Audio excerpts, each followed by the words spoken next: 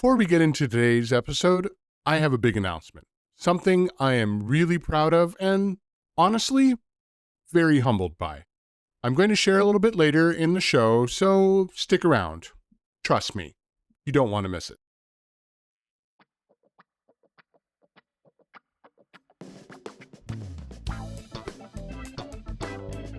Welcome to Don't Chuck It Up, the podcast where we help students and families navigate the wild journey of the college search and applying to colleges without breaking a sweat. I'm your host, Chuck, and today we're talking about something I hear students and families get wrong all of the time. And it might actually be costing their kid the shot at the right college. So stick with me. Let's talk about it. You see, I often hear this myth from students and parents. They have been sold on this idea that in order to get into a college, one of those good colleges, you need to have done something absolutely extraordinary. Maybe you've done original research. You've hosted your own TED Talk. You've created your own AP class. You've started a not-for-profit. Maybe you've even gotten a patent for a new product. Or possibly created a passion project. Started something viral on TikTok or on YouTube. Where the heck does this all come from? Well, a lot of it comes from social media, the college rankings culture, and comparison among students and families. It's well-meaning, but it's really misinformed advice. In fact, last year, I was actually talking to the dean of admissions at one of the most selective colleges in the United States. I won't say which one. And I asked him point blank. I said, do you expect your students and your strongest applicants to have done research, started a not-for-profit, done some type of passion project, or even, maybe created a new AP class or something ridiculous? With a heavy heart and a big sigh, he said, no. Somehow that story happened based off of a random comment that someone made. You see, one of the other deans had mentioned during a press conference that they were really impressed by a student who had done some research, and that snowballed. And all of a sudden it became you need to do research in order to be considered for a highly selective college. And then the social media market ran with it.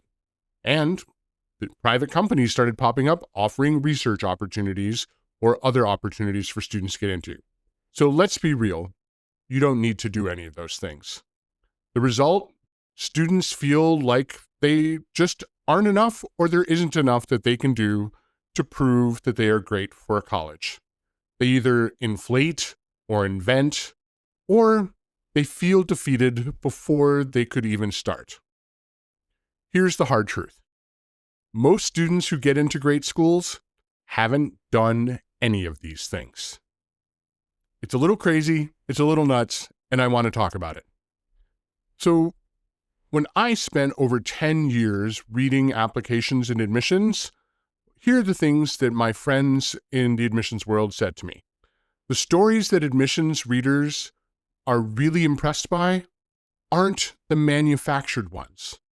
They're the actual, real, heartfelt, purpose-filled stories.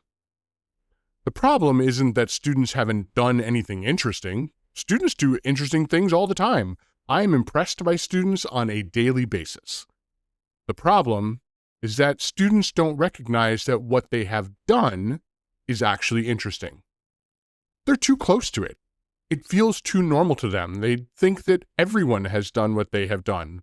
They don't understand that what they are doing is actually pretty cool, unique, heartfelt, and meaningful. So for those of you who are counselors or parents listening to this podcast, our job is to sit across from the student and say, wait, tell me more about that. Why are you interested in that? Why did you do it? Why did it bring you joy? And the thing is, a lot of these really awesome things are events and activities that students just pass by. They don't think that they're that great until I go, wait a minute, that's pretty exciting. So I want to share two stories of students that were doing something very normal for themselves that I was super impressed by. If you've been listening to my podcast for a while, you may have heard versions of these stories before. If not, let's revisit them. One is one of my students who lived in absolute rural nowhere. This student really was a go-getter at school. She loved being involved in everything that she could, not because she had to, because she liked being busy. If you ever chat with her, it's hard for her to sit still. It's hard for her to relax. She always has to keep moving. In fact, when she required leg surgery, it was nearly impossible to get her to sit down for the recovery time. When I asked her what she ended up doing the summer before I had met her, she really kind of said, well, I didn't do much. I was not very involved. I did a book drive. I was like, oh, tell me more about the book drive. Well, see, she lives in a rural part of the country, and she'd heard about these little free libraries that a lot of our cities have. And that's impossible to do where she is because there aren't many roads and there aren't many people. But she loved to read. In fact, she really felt that reading helped her improve as a student, as a person, and probably as a future leader. So what she did is she said, I want to collect some books and make sure that the kids who live in the rural part of the state have access to books. So when they are stuck at home, that they're not sitting on their devices, that they're not playing with their phones, they're not on the internet. Also, internet is spotty in the middle of nowhere. She wanted them to have books. So she set up a book drive and she collected kids' books, as many as she could. She got them donated, she got them gifted, and the thing is that she didn't stop there. She wanted this to be special for these rural kids because they don't have a common library to get to, or it's really far away, and they don't have those cute little free libraries that you see in many urban areas. Now, this student is extremely crafty, and so she said to herself, you know what? I'm going to make this extra special for the kids, and I'm going to make handmade, hand-sewn little book bags that the kids can carry their books in, so they can be proud that they are reading. So she got fabric donated, and she had a sewing machine, and she went to work. And she created dozens upon dozens of bags and stuffed them with her donated books and went around, kind of like Santa Claus, and gifted bags to kids in her rural area. She didn't think anything of it. In fact, I had to really pull this story out of her so she would tell me all the details. Why? Because no teacher had assigned her to do this. No club had really sponsored it. And no one told her it would look good on a college application. She did this work because it needed to be done. She saw a need and she had a passion for books and helping others. And so she put the things together and made it happen. By the way, she's now studying mechanical and biomedical engineering at a very amazing college, and she's on the pre-med track because she discovered that she wants to be an engineer, but more importantly, she wants to find a way to help people. And for her, pre-med is the way for her to go. So, does this story surprise you? Well, it really shouldn't. She's a problem solver. She always was.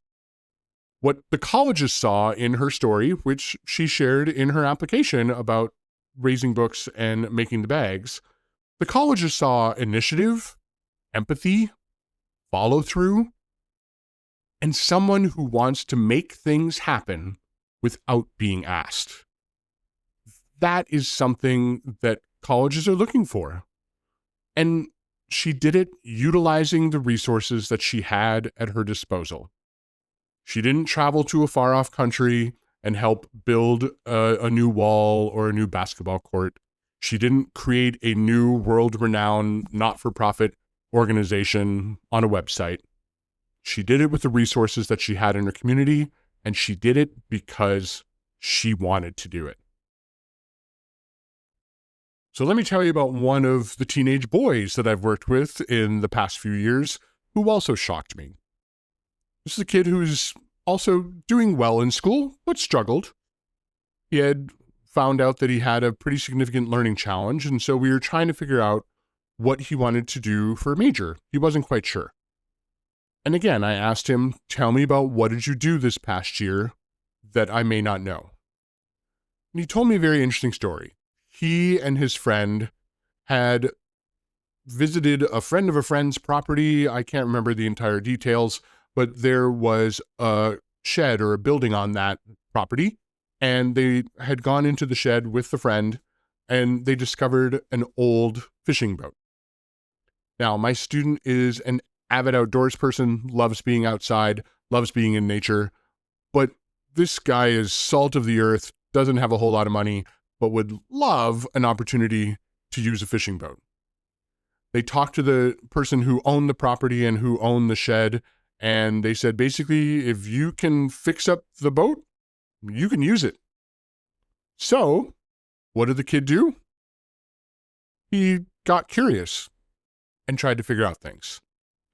He had no background in engines, no class, no mentor.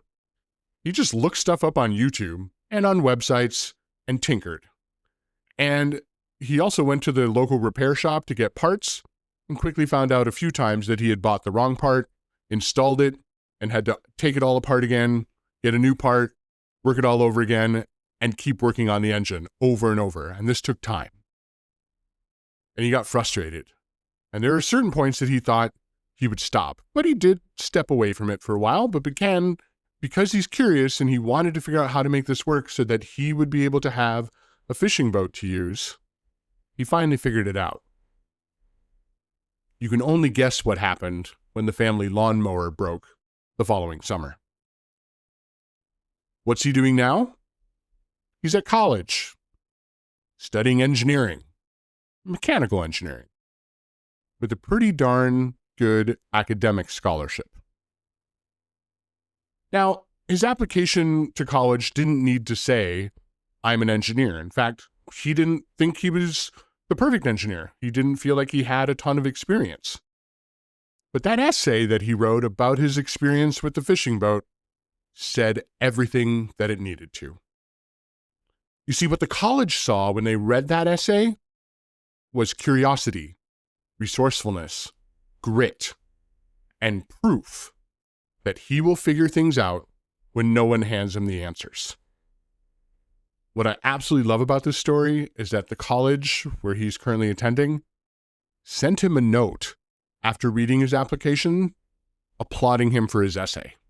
Thought it was one of the best. And I will tell you right now, I barely even touched it because he wrote it with such passion and such detail and just true honesty about what he had learned that summer that I was like, this is amazing. I will fix a couple of your grammar mistakes. There's always grammar mistakes. And you are sending that off, and I think the colleges are going to absolutely love it. Again, he was fearful of sharing this story because he didn't think it was that miraculous. He had heard stories of other students doing far more amazing things. You know, going to these very prestigious summer camps at these very unusual colleges that he had really never heard of. And he was like, I can't do that. That's not me. I don't have that capability or the funding to be able to do that. How am I ever going to compare to these other students? And I said, your story is going to say a lot. So there are really 4 things that I want students, parents, counselors to think about. The first one is authenticity is the actual strategy.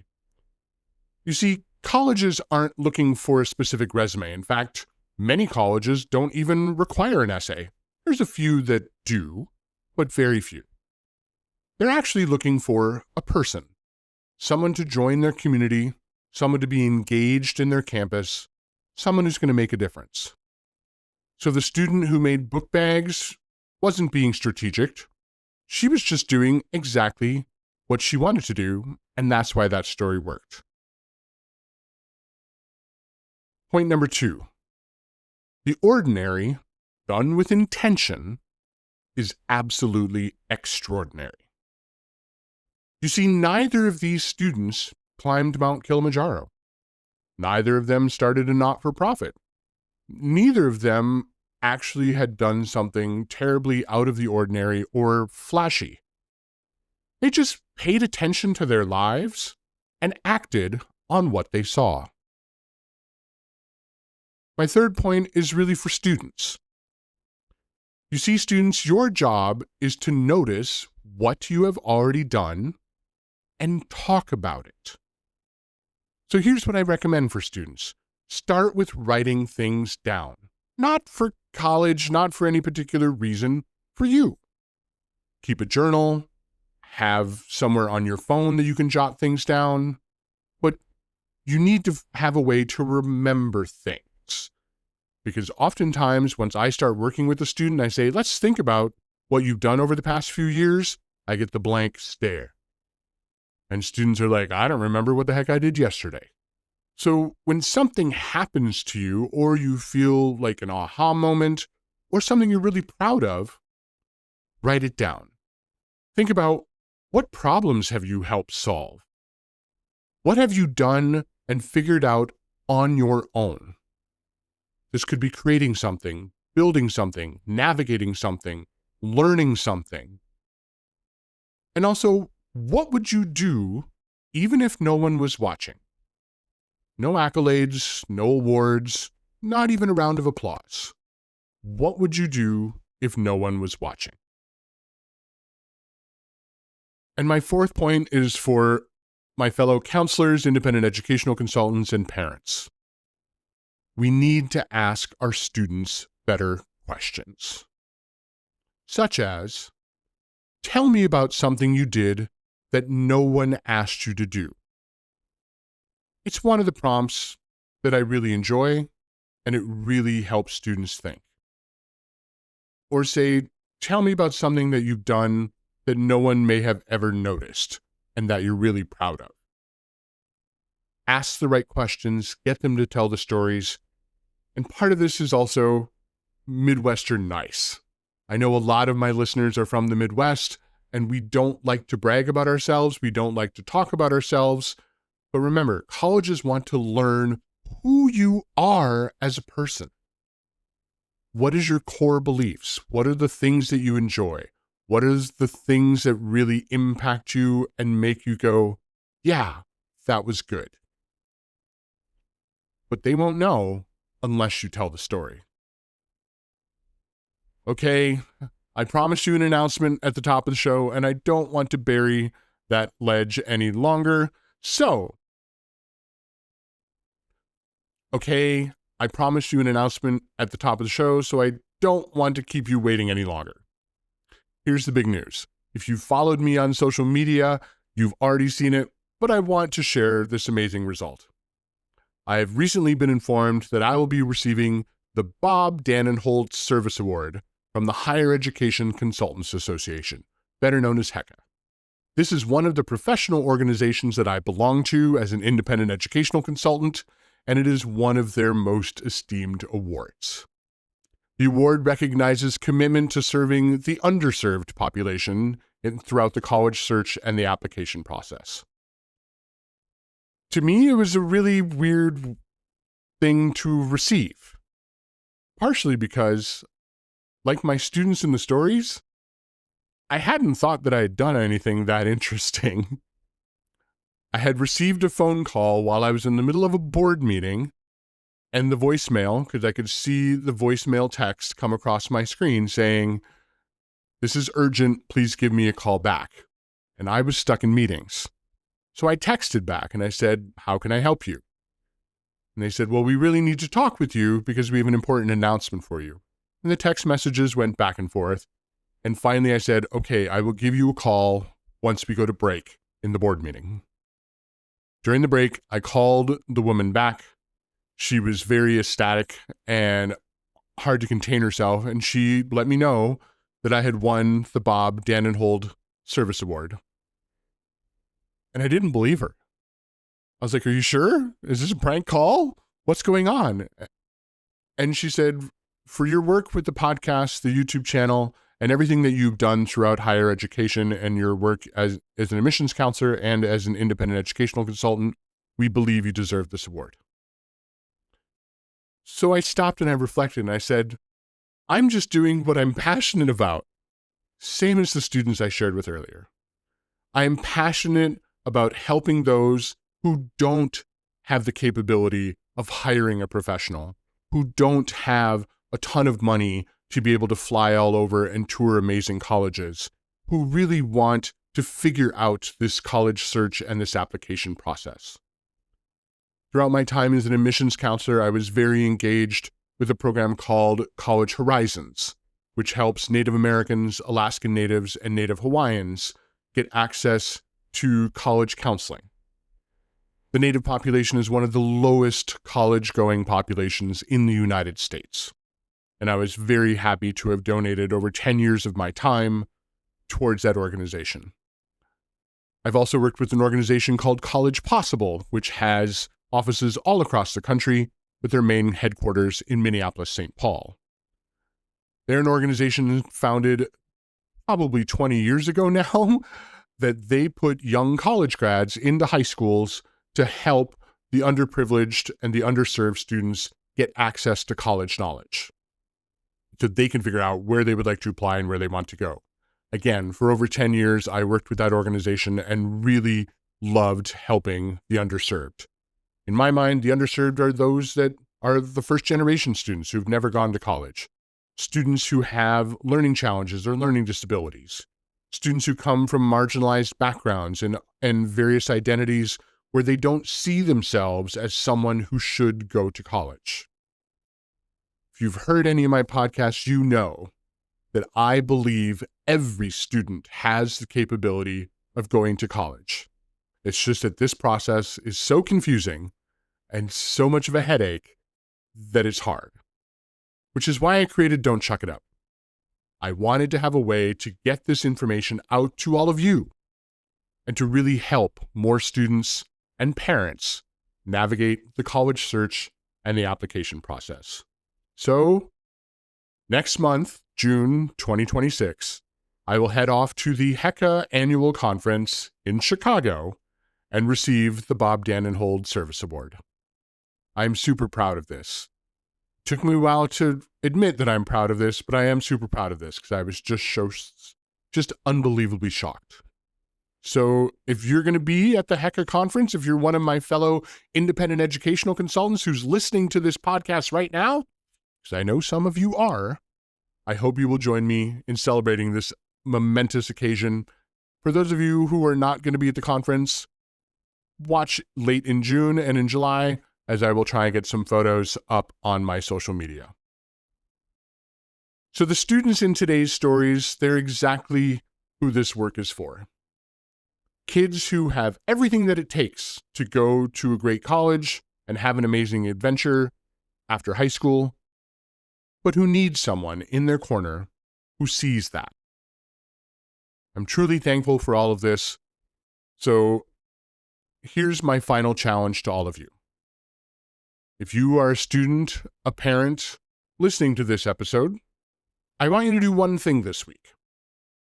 Write down 3 things that you have done in the last 6 months to a year that no one has asked you to do. Just 3. I think you're going to surprise yourself. Thanks for listening to Don't Chuck It Up. If today's episode was helpful, be sure to subscribe, comment, like, share, and make sure that you can pass this along to a family navigating the college search and the application process. Help me continue to do this work and help more students and families navigate. I'll be back with more tips and tricks next week. Until then, remember, don't chuck it up. But don't chuck